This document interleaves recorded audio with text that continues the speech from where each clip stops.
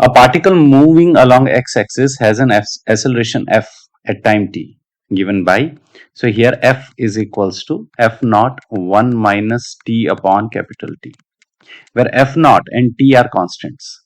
The particle at t equal to 0 has zero velocity. Okay, great.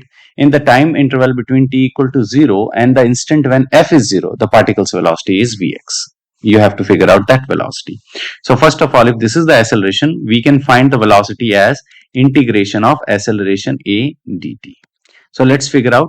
So v will be equals to integration of, what is the acceleration here? F naught. So f naught 1 minus t over t dt. So let's take this f naught outside and we left with integration of 1 minus t over t dt. On integrating 1, we will get nothing but t minus integration of this small t, that will be t square by 2. And this will be our velocity v. Now when the time is t is 0, in that case the velocity is also 0 as per the question. So this is our velocity. Let's substitute here t is equals to 0. So when you put here t is 0, let's see what we get. So putting t as 0, our velocity is, we are getting 0 only. Our everything is gone here in velocity term, right?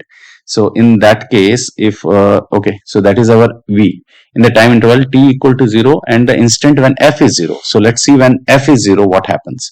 So when f is 0, this first equation f is equals to 0, we can write it as f naught into 1 minus t over capital T, that will be 0.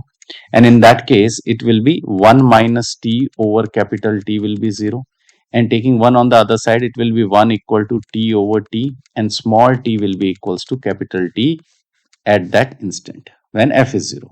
So let's substitute this value, small t as capital T, and figure out our velocity. So let's substitute here.